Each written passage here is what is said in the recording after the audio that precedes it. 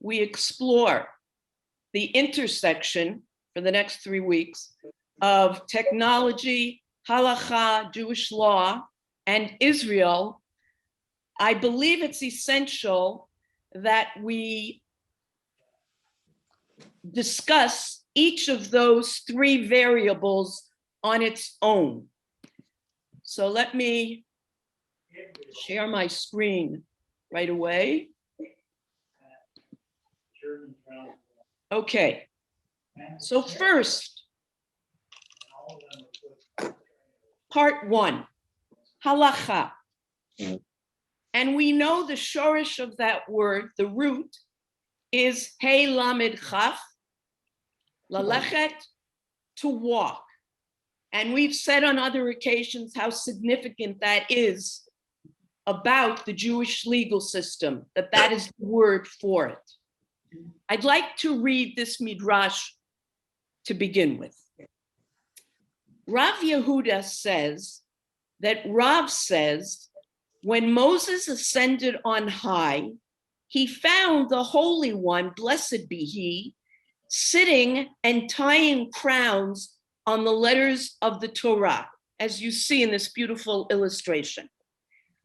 Moses said before God, Master of the universe, who is preventing you from giving the Torah without these additions? Like, why are you putting these crowns on the actual letters? And God said to him, there is a man who is destined to be born after several generations, and Akiva ben Yosef is his name. He is destined to derive from each and every thorn of these crowns, mounds upon mounds of halachot, laws. It is for his sake that the crowns must be added to the letters of the Torah. Moshe said before God, Master of the universe, show him to me, show Akiva to me. And God said to him, return behind you. Moshe went and sat at the end of the 8th row in Rabbi Akiva's study hall, Beit Midrash, and he did not understand what they were saying. Moshe's strength waned as he thought his Torah knowledge was deficient. How could he not understand? When Rabbi Akiva arrived at the discussion of one matter, his students said to him, my teacher, from where do you derive this? And Rabbi Akiva said to them, it is a halacha, a law, transmitted to Moses from Sinai. When Moses heard this, his mind was put at ease, as this too was part of the Torah that he was to receive. Moshe does not understand God's adding these crowns, but generations later, Akiva will. Noam Tzion, a wonderful Jerusalem educator, explains the following. What is the message that we derive from the sages having created this midrash? Tzion says, its message promises us that interpretation is creatively rooted in Torah, but that its trajectory is unchartable and that it will go far beyond what Moshe himself in the original revelation could have ever understood.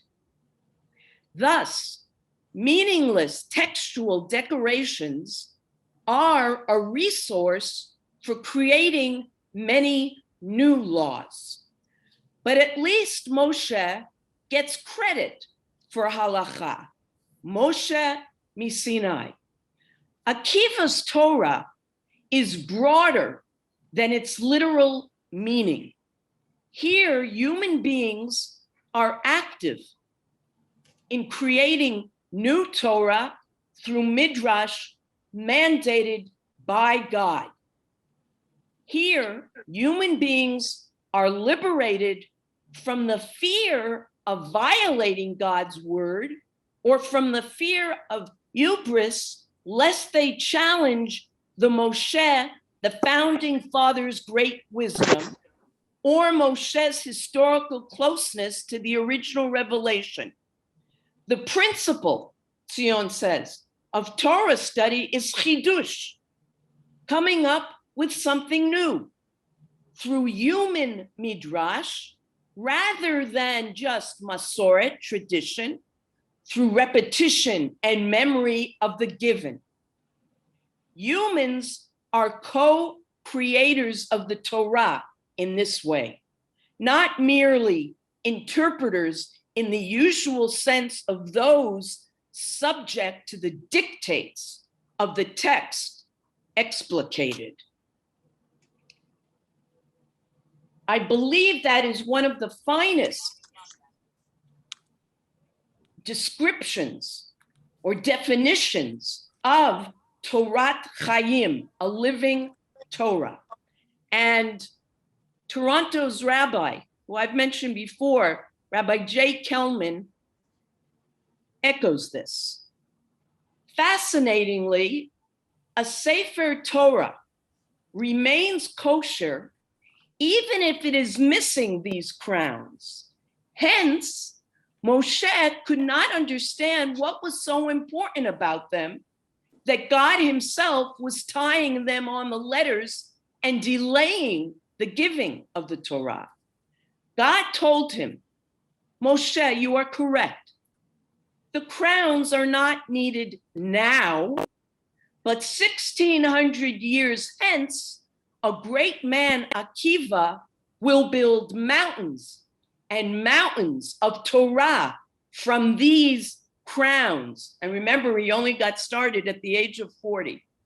If the Torah, Kelman says, is a guidebook to life, it is impossible that people living over 1,500 years apart would be able to follow the same Torah discussion. There will be hints and there will be connections, and God will be there. Just as Moshe could not understand Rabbi Akiva would be lost today. In today's Beit Midrash, what would he understand regarding a shiur, a lesson on the use of technology on Shabbat? If we are to have a Torat Chaim, a Torah that speaks to every door, every generation, and addresses every important aspect of life, it can be no other way.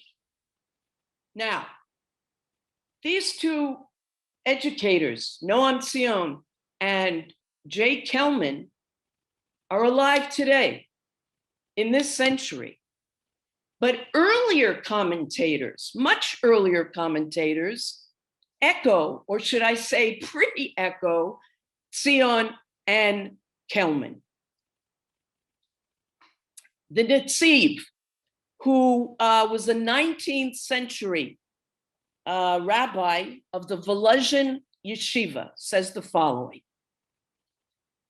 The reason God ordered Moshe to carve the second tablets was not because they were not worthy of a divine act, but to teach that the ever-renewing power of Halacha given in the second tablets involves the active participation of the labor of human beings who, with divine aid, just as the second tablets were carved by Moshe and the writing was by God. And you remember a few weeks ago in another context, we mentioned this, and I pointed out that the Pasuk says in the Hebrew that when Moshe gave those second tablets, his face was radiating, Keren. And that's where some non-Jews get the idea, because Keren also means horns. But some commentators explain that he was radiating because we all know we feel better when we've had a part in creating something and not just being a messenger. And the Netziv goes on. Scientific scholars cannot claim in their hearts that they have understood all the secrets of nature. In fact, they cannot be sure that their own research is true, since they have no clear test. A later individual or generation can, through research, contradict the previous scientific instruction. So too, researchers into the nature of Torah cannot claim to have considered all the changes and all that requires thought. There is no certainty that what they have explained is the true intention of the Torah. So all we can do is do our best with what we have.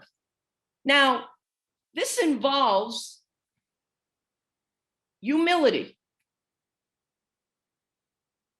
and realization that no one has the absolute truth. And that's why we are encouraged to be open to listening to others. Now, these others and everyone involved in the process that we've been mentioning here are meant to be who take this exploration and interpreting seriously.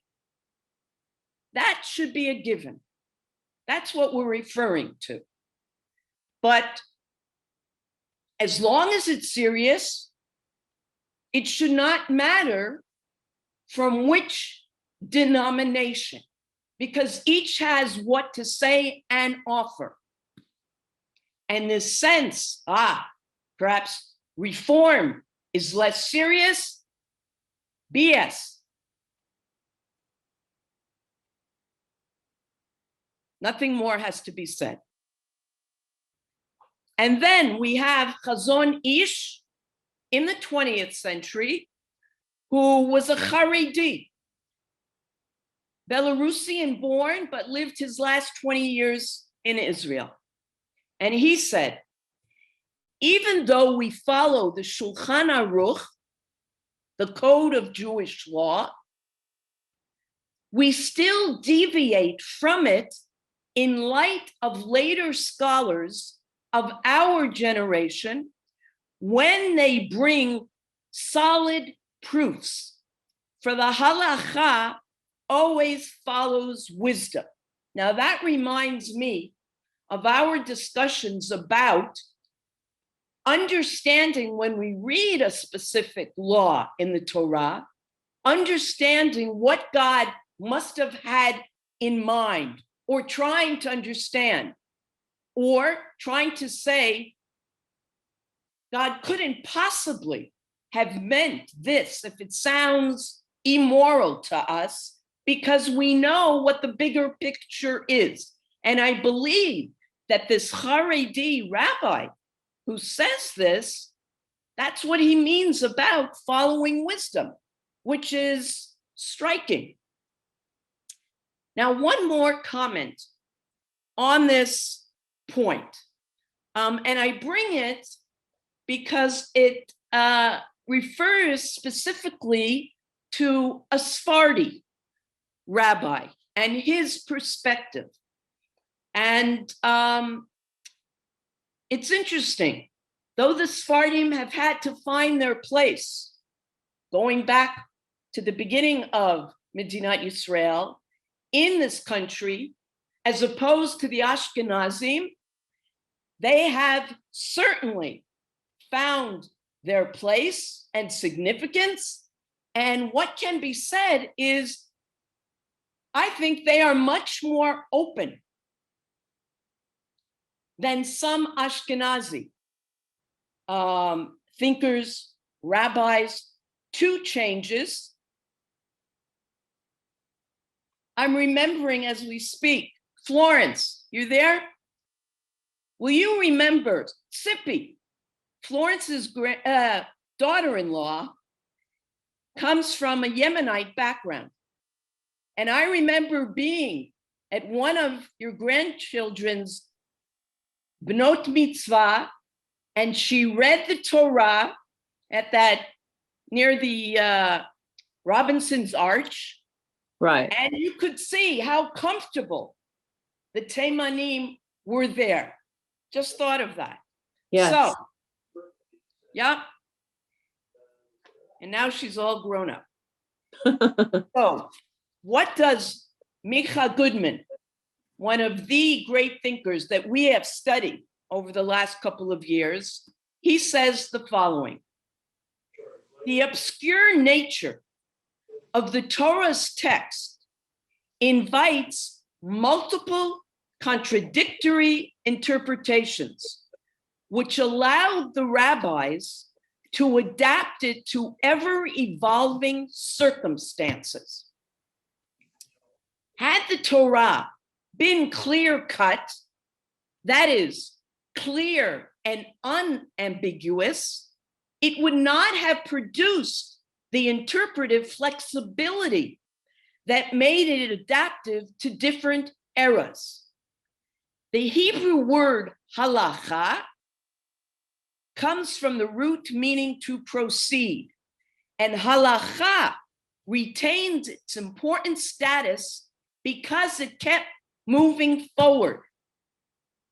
And the rabbis today who don't see that as the significance of halacha, they are the ones to blame for certain things. As an aside, I say that. Rabbi Chaim David Halevi challenged Ashkenazi orthodoxy with a surprising twist. The eternality of the Torah did not preclude the flexibility of halacha. The eternality of the Torah was the product of the flexibility of halacha. I'm going to repeat that. The eternality of the Torah did not preclude the flexibility of halacha. The eternality of the Torah was the product of the flexibility of halacha. Not a watering down. And Rabbi Chaim David Halevi says the following: endurance of the Torah and halacha was possible only because the authority was given to the sages of Israel down the generations to renew halacha according to the changes in times and events. And only because of this could the Torah exist in Israel and the Jews walk in the way of Torah and mitzvot. Now, that's the first variable. I want to move on and in part two, talk about this country, Israel. One cannot understand, or let me say it differently. One cannot but understand from our Tanakh, our Bible, God's vision of a Jewish nation in its own land. And it's meant to be a nation that will not only relate to other nations, but impact on them, as we see in several places, but I've chosen Yeshayahu, Isaiah, I am the Lord. I called you with righteousness, and I will strengthen your hand. And I formed you. I'm leaving in 5 minutes. And I made leaving? you In 5 for minutes. please, I won't be that long. Okay. please mute yourself. And I will strengthen your hand, and I formed you, and I made you for a people's covenant, for a light to nations, or Lagoyim. This was God's intent. And in many ways we are. That does not mean that we don't have a way to go. Every one of us does, and every country does. And later on, Theodor Herzl, whatever we attempt in the state of the Jews for our own benefit will redound mightily and beneficially to the good of all mankind. And he said that as he was focusing on finding a haven for Jews.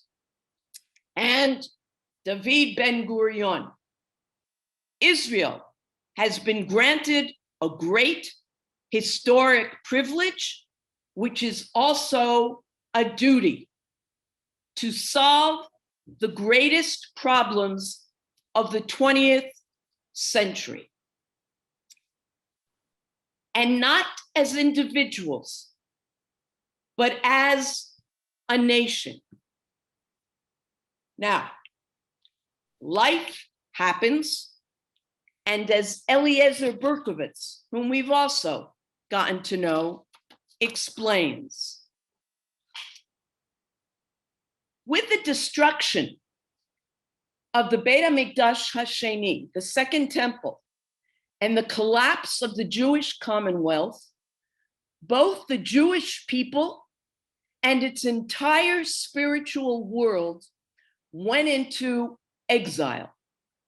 The oral Torah and the Halacha lost their natural habitat. Judaism was meant to be the total way of life of the Jewish people. It comprehends the entire manifestation of a national existence, its political and economic structure, its socio-ethical goals, its spiritual vision, and its cultural strivings. Judaism, Berkovitz says, is not a religion, but a comprehensive religious civilization. For its fulfillment, it requires a national framework within which the Jewish people is independent and in control of its own life.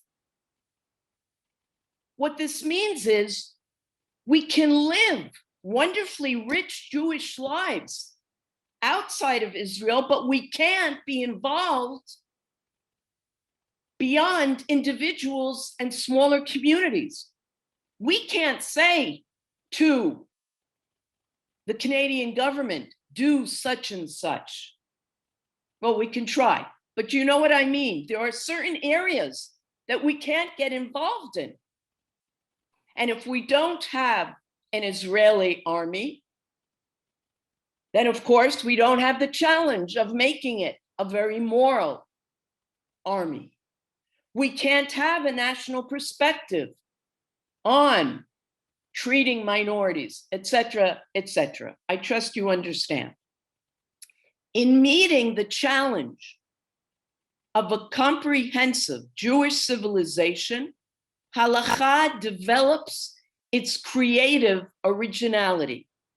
The eternal word of the Torah may speak with timely meaningfulness to all generations of the Jewish people because of the ever-present capacity for chidush, self-renewal of the oral Torah.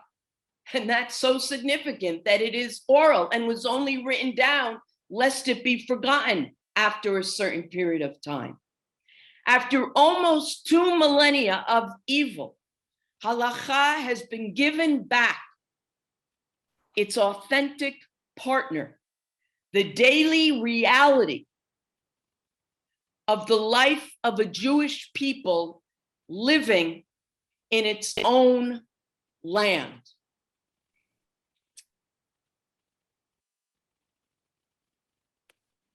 That's what Israel is meant to be all about, dealing with every aspect of life. And the belief is that God and holiness is to be found in every aspect, whether holy or mundane, in real life, daily living and daily situations. And now we arrive at part 3, technology. In studying our Tanakh, we also uncover God's intent vis-a-vis human beings' role in creation, in the physical world.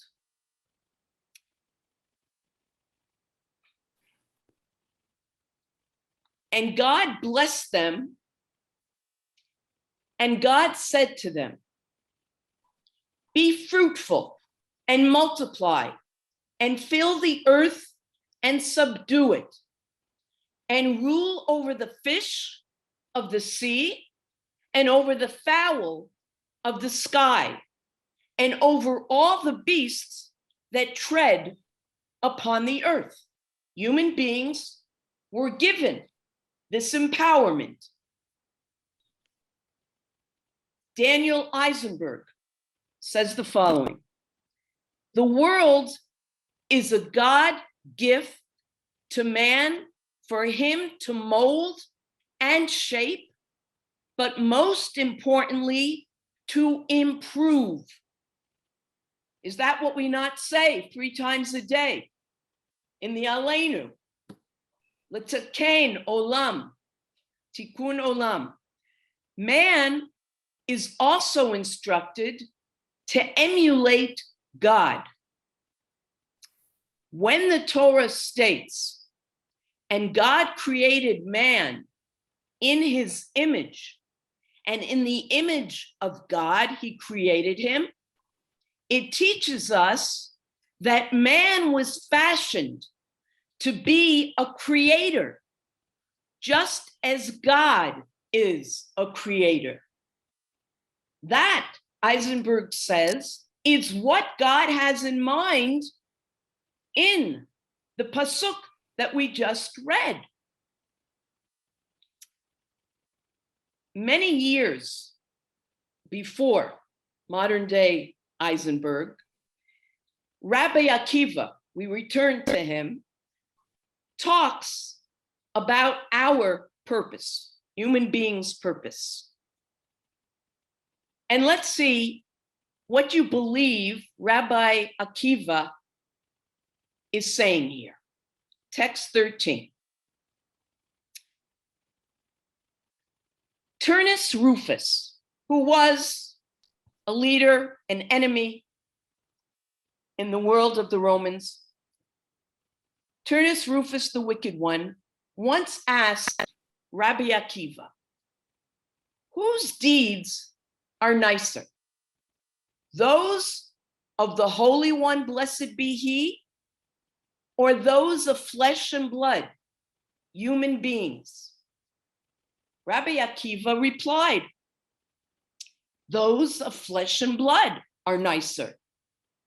Turnus Rufus was startled, and maybe some of you are as well. And he responded, but can a person make the heavens and earth or anything similar?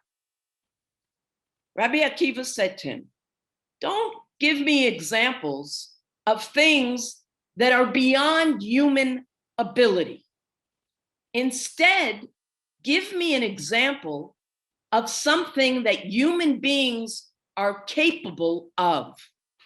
So Turnus Rufus replied, okay, why do you circumcise? Said Rabbi Akiva, I knew you were going to ask me about that. And that is why I answered you the way I did, that the deeds of human beings are finer than those of the Holy One, blessed be he. Rabbi Akiva brought before Turnus Rufus stalks of grain and some finely baked bread, and said to him, these stalks of grain are the works of the Holy One, blessed be he. And these loaves of bread are the works of human beings. Aren't these the breads nicer than the stalks of grain? So what is Rabbi Akiva trying to convey to Turnus Rufus? What is his message here? Because it is surprising to hear the great Rabbi Akiva say that human beings create something finer than God, but on this level. So what do you think? What is Akiva saying? That God gives us the wheat, but it's up to us to create something with it. Yes. Anybody else? We don't want to sit at a table, obviously, and just have the grains. We want the baked bread. And it is our job to complete the task. Now, I'm thinking of that story that was written a long, long time ago of discussing at your table the reason for Birkat Hamazon, and you remind the people sitting there, and I think it was geared toward children, of where does this bread come from? And you go back and back and back. And so somebody says, well, it comes from the kitchen and ultimately the baker and then the ground, but the grains come from God. Now, why do I mention that? Because we will say in a moment that there's a fear.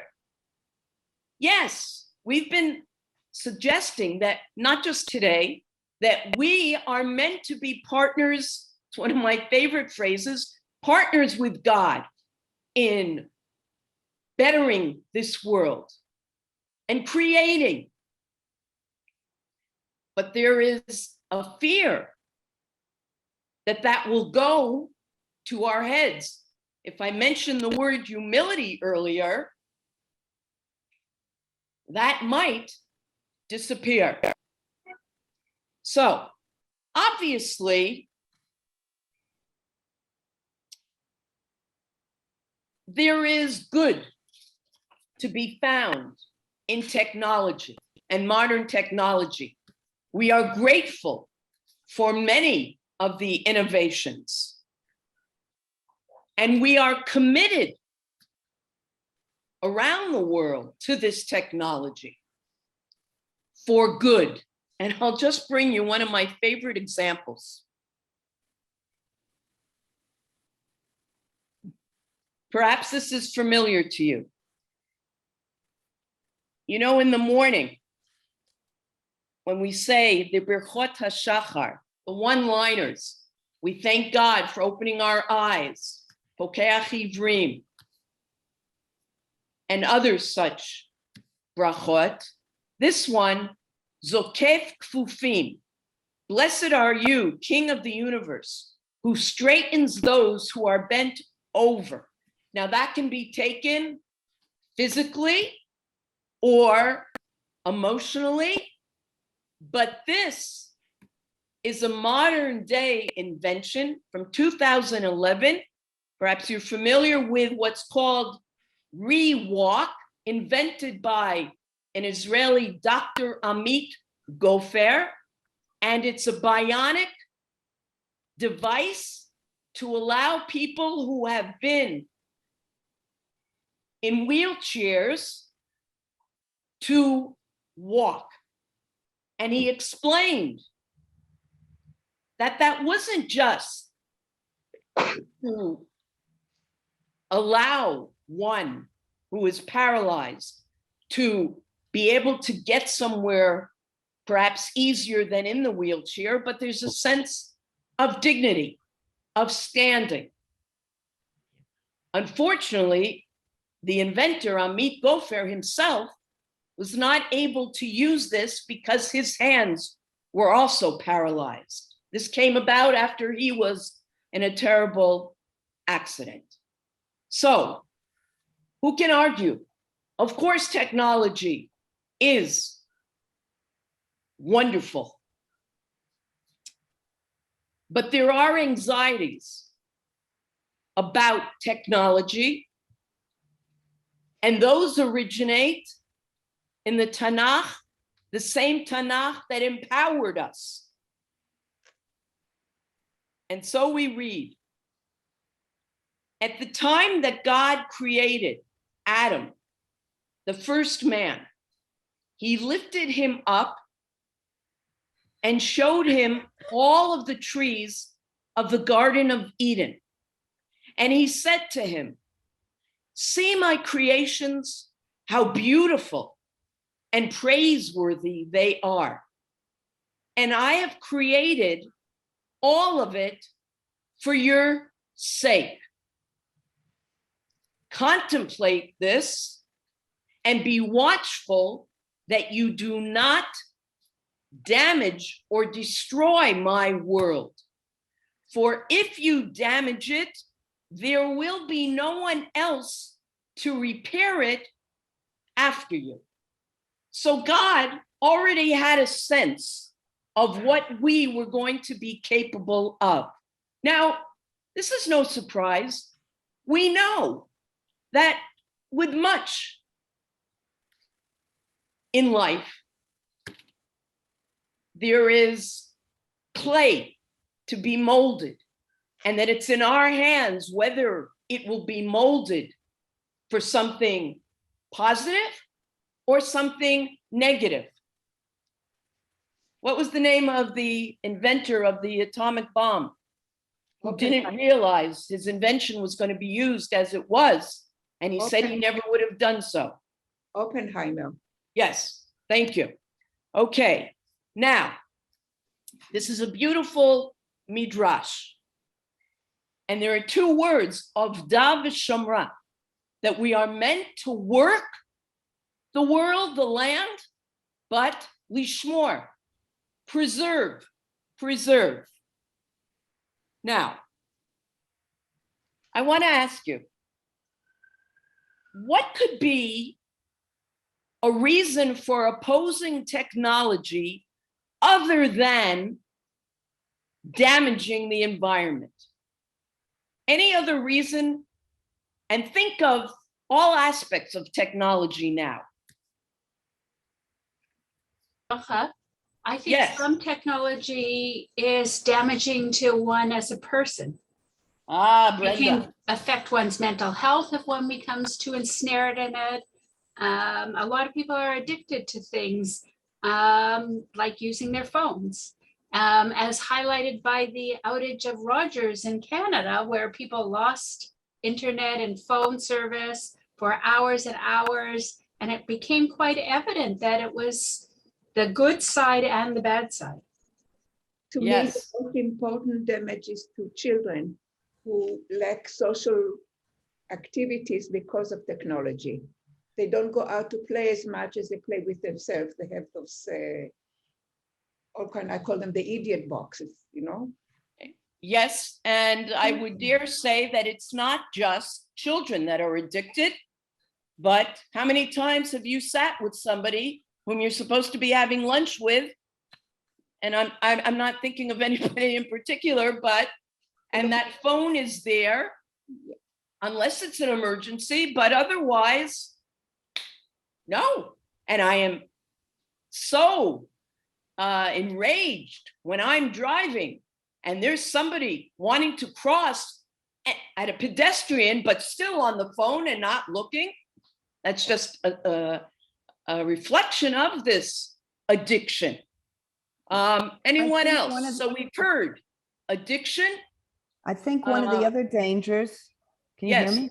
Yes. I think one of the other dangers could be a slippery slope, because when you have allowances for certain technologies because somebody deems that they're necessary, for instance, technology that would be used, let's say, on a Shabbat, then there could really be the danger of a slippery slope, and people are going to have to be very clear about what really is necessary and what isn't, but it's certainly a risk. Yes, Nachama, and we will get more into that next week, Bezrat Hashem, and just touch on it in a few minutes. Absolutely. So, Tzvi Hirsch Weinreb, who is with us still in this world, an Orthodox rabbi, also a psychotherapist, shares with us a great narrative. And no one yet, I guess Brenda was the closest to it, but not exactly. So it's called, when he writes, Matzah Machines and Toll Booths. Now you're all very curious. Rabbi Chaim of Zantz, the author of Divrei Chaim, who was both the Hasidic Rebbe and a halachic authority, lived during the latter half of the 19th century. During this time, technology offered the Jewish world what was to some a boon, to others a bane. Engineers had devised a way to bake matzot by machine. What was once a slow and laborious process could now be done swiftly and effectively, and arguably more meticulously from a religious perspective. A great controversy ensued. Some encouraged the use of matzah baking machine, others with less enthusiasm merely permitted it, still others quite vehemently opposed it. Now, why? The Zanzer Rebbe was in the last camp, but he would not disclose the reasons for his opposition. He simply said, I am against it for a secret reason, and I will keep it to myself. I heard from one of the distinguished descendants, Hirsch Weinreb says, the Klausenberger Rebbe, Rabbi Yekusiel Yehuda Halberstam, that his ancestor was concerned that the machines would deprive the many impoverished women who depended upon matzah baking for their livelihoods. His concern was not purely halachic. He feared that this new invention would replace human beings. So aside from addiction, he was concerned about, first of all, somebody's parnasa, income, but also a sense of value and being able to do something. In a similar vein, when Rabbi Aaron Kotler was a passenger in a car, he would instruct the driver not to go through automatic toll booths, but to head toward the booth operated by a human being. He felt that the toll booth operator would be distressed if he saw car after car opting for a machine over a human being. We can all picture that.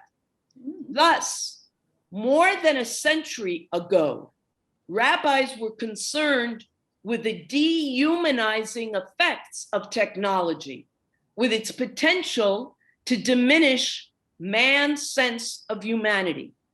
How much greater Their concern might be where they were alive today.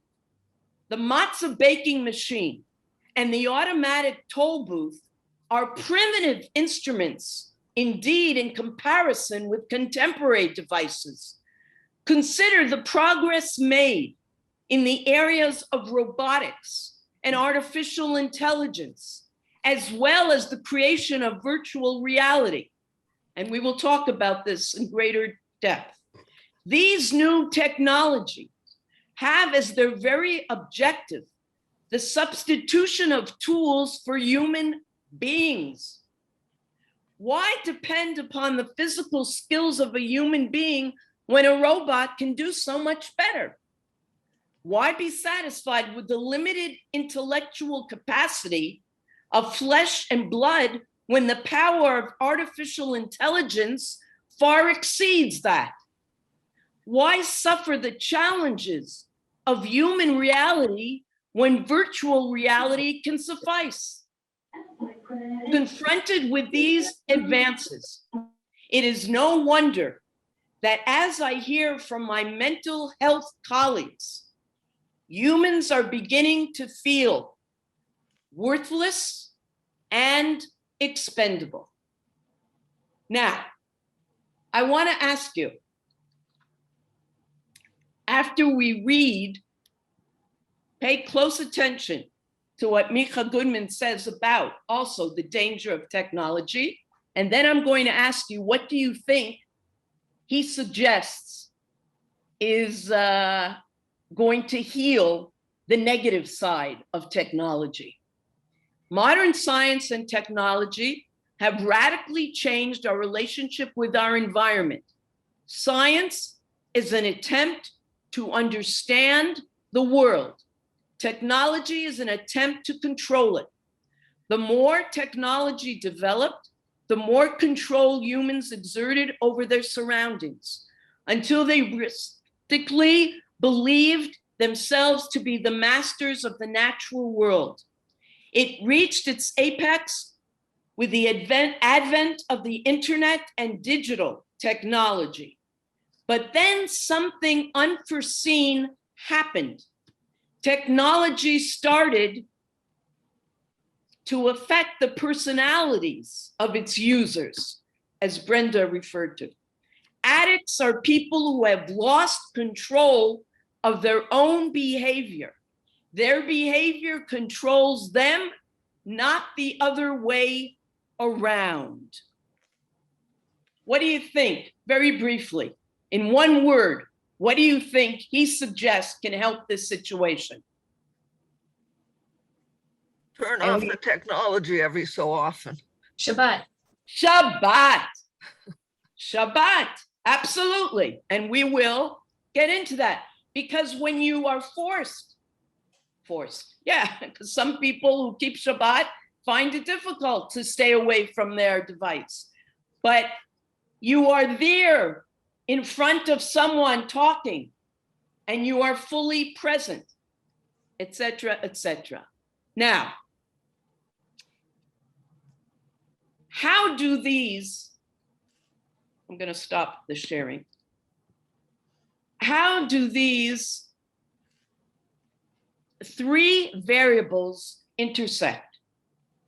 What challenges arise in a country committed to modernity, to its citizens' security and comforts, and is concerned with halacha?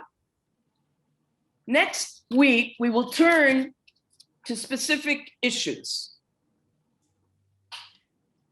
How is the way, or how is Shabbat to be observed in a highly industrialized society, as Nechama brought up, that depends on continuous process industries that cannot be turned off every Friday at sunset? Things to be considered. Are they to be serviced only by non-observant Jews? Did the Torah intend for a Jewish people living in its own land to be dependent on a Shabbos goy? I'll just bring in one more.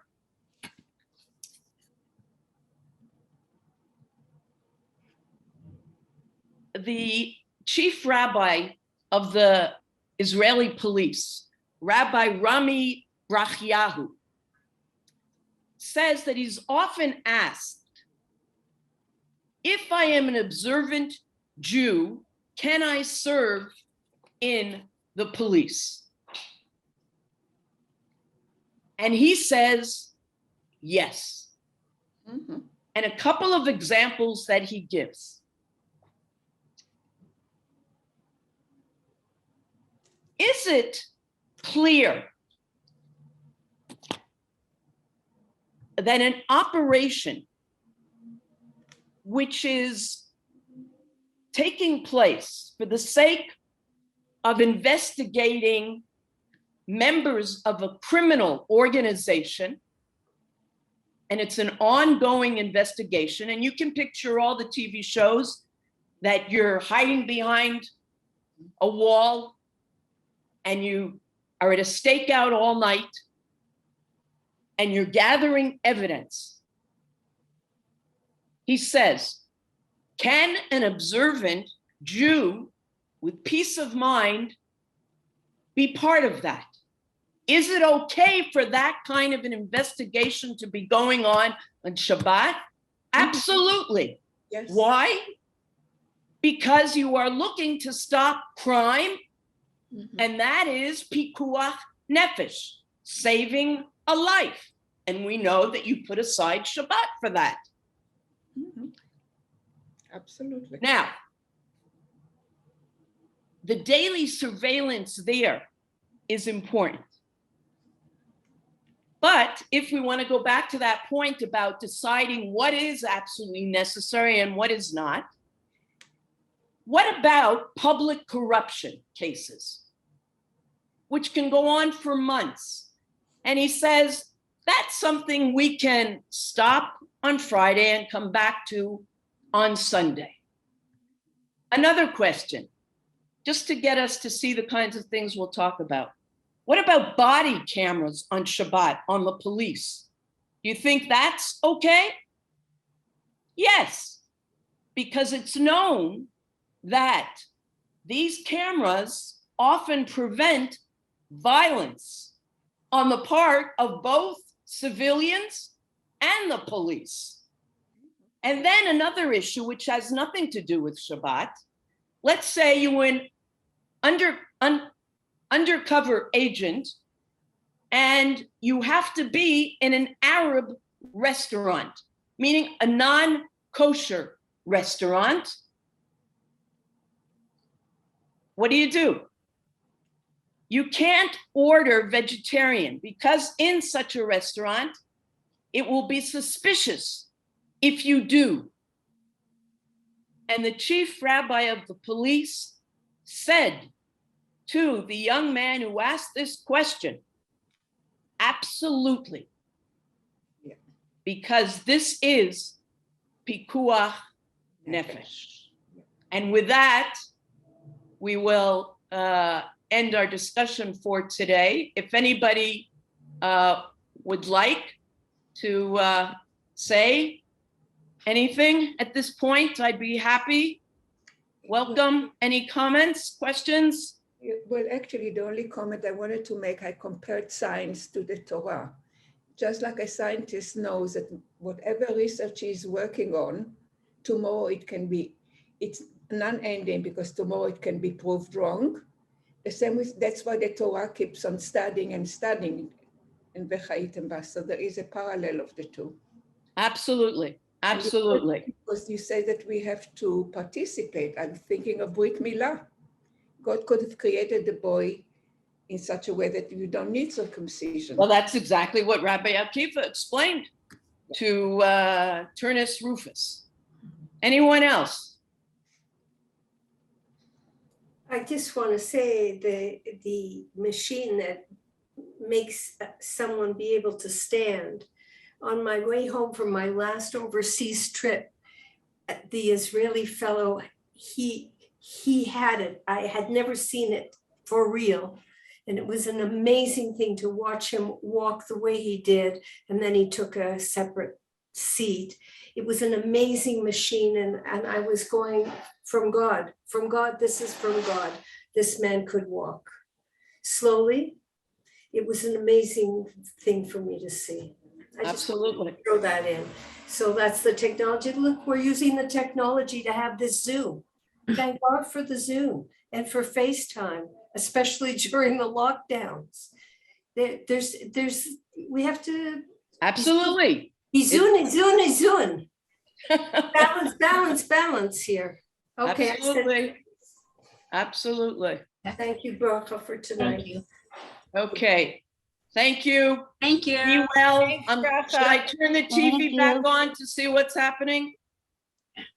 I don't hear anybody saying yes. Well, Julianne, what do you think? Should I turn it back on to watch Biden? Absolutely. Oh, actually, there's an interview with Yonit Levy. I wonder if that's at 8 o'clock. Okay. I have to tell you, they're very busy right outside my building, putting up barriers for tomorrow as we speak. So there's a big van with all the barriers being unloaded. They're very noisy, but I They're can. very noisy. Okay. All right. Have a good week. Shabbat shalom.